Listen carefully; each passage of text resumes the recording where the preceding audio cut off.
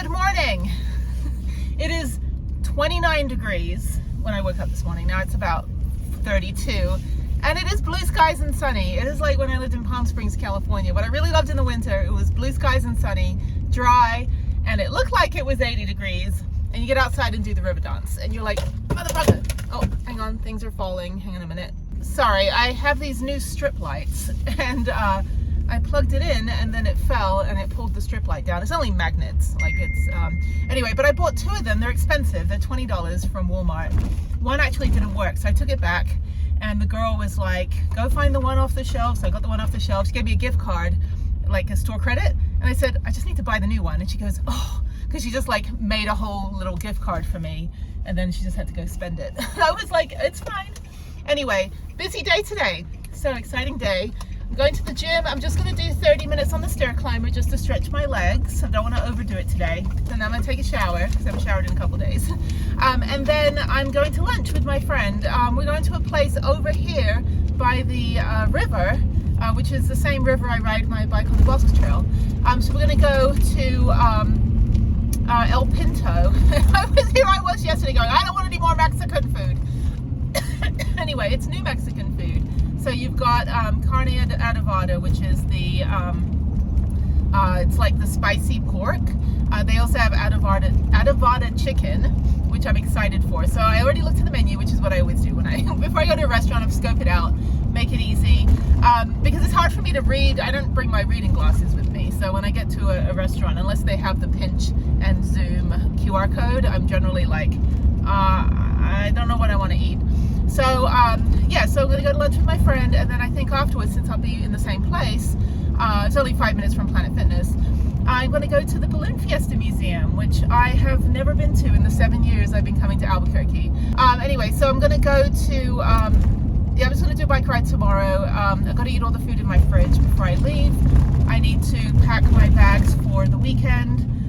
So I'm hoping my car is okay. If my car for some reason is not working tomorrow, then my backup plan is to get a bundle package through Priceline, which is pretty cool. I didn't know that you can get a flight and a car, because I never need a car. I always have a car somewhere, right? So a flight and a car bundled for 20% of the total cost. So for example, usually a ticket with a car and everything would be like $1,000 just to go from Albuquerque to Houston. You can get a flight and a car bundled together for $200 if you go on Priceline, if you do the bundle. Now, I don't know if people do skip lagging with cars where they just don't pick up the rental car. And I think that's pretty shitty because somebody else could need that rental car, especially when there's disasters and stuff. I mean, when I lost my home in the flooding in 2016, I was in New Orleans the night before for like 2 days because I was going to start a kids yoga studio, a mommy and me yoga studio. So I went out to New Orleans and I met with a friend of a friend who was the like granddaughter of the football team out there, and she'd been kind of like ousted from the family or something, but she owned a bank and she wanted to open a winery in Fredericksburg. And I thought, oh well, maybe we can do like yoga and wine and like, you know, have a busload of stay-at-home moms go out for the weekend, you know, leave the kids at home, you know, trying to come up with all these business ideas. And I don't drink. I mean, I do yoga, but I don't know if yoga and wine together. But anyway, it was this idea of kind of doing these retreats out in Fredericksburg from Houston and Austin and all this. And so the bus would kind of go pick everybody up and go out to Fredericksburg. And so I had this big meeting and it was great, but then the storm was coming in. And so our flight home, I was with a friend of mine, our flight back to Houston was canceled because they were canceling all the short haul incoming flights and leaving the international flights, you know, to land. And so, yeah, we ended up having to, well, I think my friend might have punched someone. I don't know. We ended up wrestling somebody for the last rental car. And it was a high profile SUV in order to drive back. I'm like, I gotta get my kid. I got custody orders. So we drove back 5.5 hours through the storm. It was terrifying. If you don't know, like around Baton Rouge, there's this like 20-mile stretch of elevated freeway on the 10. And it was underwater. I mean, this thing is like 20 feet above the water, and it was underwater. That's how much the storm surge came in for the Memorial Day flooding. And we drove through the eye of the storm, and I got back to Houston, and the next morning my house was filling up with water. So Anyway, that's the only time I've had to like wrestle somebody, but there were no rental cars because everybody was, you know, trying to get home. So we got home though, and I was able to get my kid at midnight, and the next morning my entire house washed away. So but yeah, I don't know if people book and then skip lag with the cars, because skip lagging for airplanes is technically, it's frowned upon, but it's not illegal, but it's like, don't do it. I mean, people do it. They go, oh, I'm going to book a flight to Brazil, from like Houston to Brazil is cheaper than going from Houston to San Jose, Costa Rica. But there's a layover in San Jose, Costa Rica. So what I'm going to do is I'm going to book my ticket to Brazil, but I'm not going to get on the San Jose to Brazil leg of the trip. I'm going to stay in Costa Rica. Then I'm going to book another one-way ticket the other direction. So I don't know if skip lagging is illegal or if it's frowned upon. But you can get banned from an airline for doing it. I've never done it. I think I've only ever missed like one flight in my life. But there are people that like brag about it. Like, oh yeah, I booked a ticket, you know, to Paris via London and I just didn't go to Paris. Yeah, I mean, it's really bad for the airlines because, you know, for security too, if somebody doesn't continue on and, you know, like if you just have carry-ons, you don't check your bags through, and people do this. So don't do it. Like, even if it saves you $100, just don't do it, because it does disrupt the industry, makes it very difficult for the rest of us to have lower fares, and, you know, it ends up driving up the cost, because if you don't get on the plane, you know, there's other things, other issues that arise from somebody skip lagging. But yeah, no, I've never needed to do it, and I've never done it.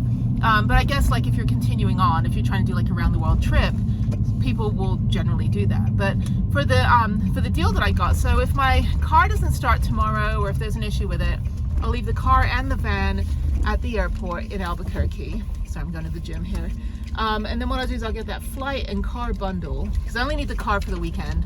And then that way I'll fly out either in the evening on Friday, or I will I'll just take the van back out and I'll stay another day and then fly out the next morning from the airport, because there's a flight at like 11 a.m. from Albuquerque, and then I get in, no, I think at 8 a.m. I don't know, it's a super early flight.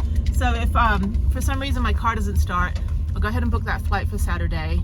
If I don't get the flight Friday evening, I'll book the flight for Saturday, and then I'll go ahead and just stay in the van one more night and then fly home Saturday and then pick up the rental car, which is fine. Where am I going to park? I will park right here. That way I can see it. Okay. I don't really need too much sun today because I'm going to be at the Starbucks later. The old Starbucks. So that's the plan. But yeah, I mean, if you go on Priceline, like I had to fly back to from Albuquerque to Houston one way when I first started bringing the car back, and I got a really good deal. It was kind of like an express deal. Ticket was like $50, and I just, you know, had to leave at 5:15 in the morning. Didn't know what flight I'd be on, but ended up being on United. Had a really nice seat. Seemed kind of like a, I'm getting scratched. Seemed more like a, do not want to park there. There's a tree. This is weird. Maybe there's a space down the end. Okay, sorry. It's like putting toothpaste back in the tube. It's a space right there, but there's no sun. Oh no, it's got a little notch, like a little triangle notch thing, so I won't be able to back all the way in. The same thing there. Who designs this shit? It's okay, I'll go down here. I think this parking space is fine. I just don't want to get scratched by the tree. Okay, I think this one is fine. Yeah, this one's fine. Anyway, back to me. So yeah, so I think I'll do that like as a backup, and then that way at least I get back to Houston, and then I can have 2 weeks to take my car to a dealer here in Albuquerque and get it sorted. I think it just needs new, I can't even get in this space, hang on a minute. There's a Mustang in the way, stupid Mustang. Okay, I'm not angling this right. There's a pickup truck in front of me. Okay, let me go up further. People are like lifting weights, going like, what the hell is that woman doing? I'm like, I'm trying to put toothpaste back in the tube, you fool. Okay, so I'm gonna try to angle in because I have the bike on the back, so then this car is like coming right at me. Let's see if I can get in here. I'm gonna edge forward. This is a one-way road too, so there's only one way in, one way out. Okay, okay, I'm doing it, I've done it. I succeeded in pissing off this old lady in her Hyundai. Why are you looking at me? Speed around. dude. Anyway, yeah, just gauge the room when you're driving. Like, understand some of us drive ridiculous vehicles by choice, and you have to appease my choice. It's like people that put, like, you know, they get married and they put a Venmo on their car. Please pay for a honeymoon. It's like, please fund my choice. I'm like, okay, but my cat's getting married as well, so can you fund my cat's wedding? Okay, I think that's good. Okay, what a morning. Anyway, let me see who's texting me. Will these people go away? I don't even know what these are. Okay, it's 9:16. It's 39 degrees right now. I'm going to go do half an hour on the stair climber and then take a shower. So that should be done by 11. 9:30. Yeah, I should be done with the stair climber by 10. 1 hour for a shower, and then 2 minutes down the road to the restaurant. So it'll be good. It'll be really nice. And then after that, I'm going to go to the Balloon Fiesta Museum, which is also on Alameda. I'm on Alameda Street. Anyway, blah, blah, blah. So, so that's the plan. So I need to, yeah, so I'm going to get up at like 4 a.m. on Friday morning, go to the airport, check my car, make sure my car is going to work. If that flashing light comes on, I'm going to take my chances and go. So I'm driving Friday and then getting home Saturday. Am I? Driving? Yeah, that's right. Sorry, I'm confused. Okay, yeah, I'm leaving Friday and I'm gonna go 10 hours and then I'm gonna go stay at a rest area a couple hours from Houston and then have a shorter drive Saturday morning. So I need to get that stupid doll out of my storage unit. I'm sorry, my whole week is all over the place. I've only been back less than a week and it just feels like forever because it's just been a really slow, easy week. But the hot spring thing was fun. Going to lunch with a friend today, so that's fun. Trying to be a little more social in 2026. It's hard because I miss Jeff, but I had 1 year of grief. I gave myself a year. I'm still sad and grieving like every single day. It doesn't go away. Just to let you know, it's not like, you know, it's not something you get over. When people say just get over it, it's because it makes them uncomfortable. I'm like, I'm so sorry that my situation that you have no part of, that doesn't affect you, that you have no experience with, that you aren't affected by, is making you uncomfortable. Like, screw that. Like, your job is not to make everybody comfortable in your grief. So design your own grief. And that's what I tell people that have lost people last year. I said, it's up to you to design your grief.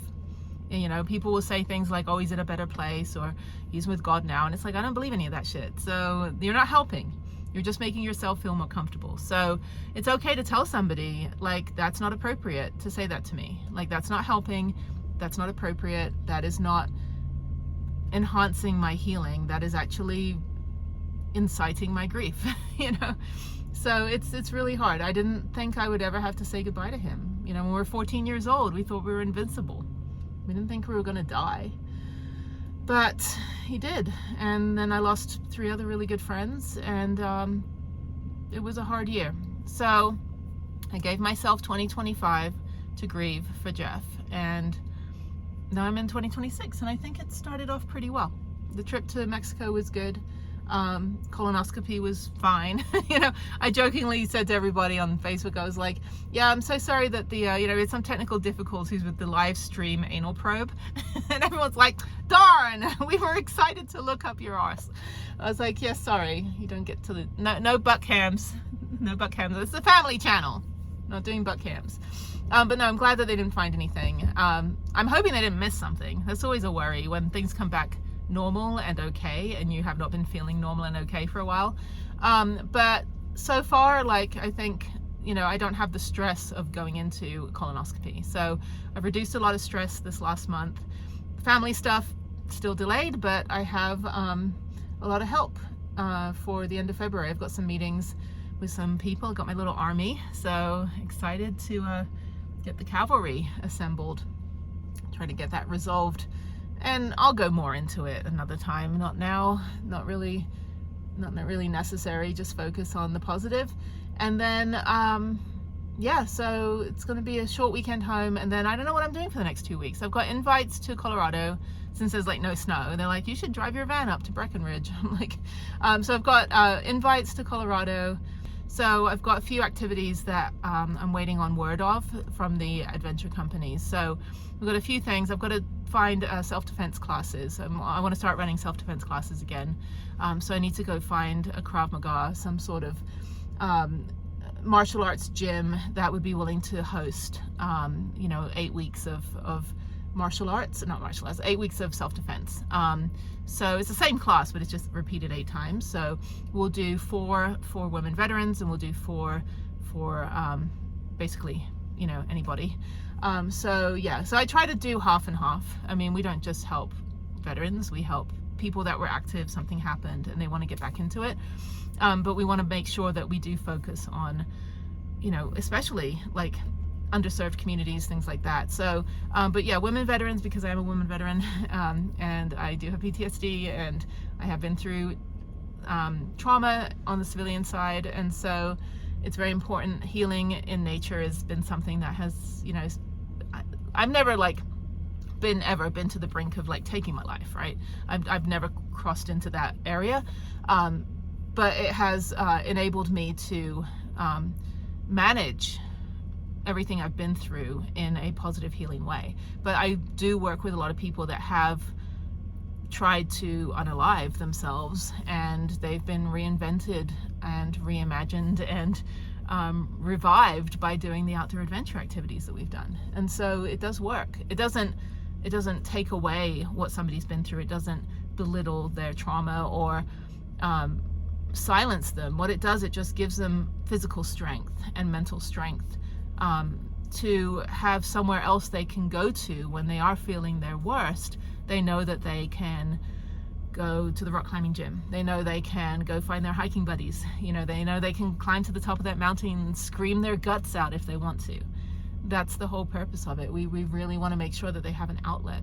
Other than that, yeah, so basically just kind of doing my thing. So let me go to the gym now, get that over and done with, and then take a shower. It's 9:23 now, so I'll be done by 10 with the exercise, and then it takes like 30-40 minutes to take a shower, and then I'll just go over to the restaurant and wait till my friend gets there 11:45, and I'm gonna do carne adobada, or adobada chicken salad.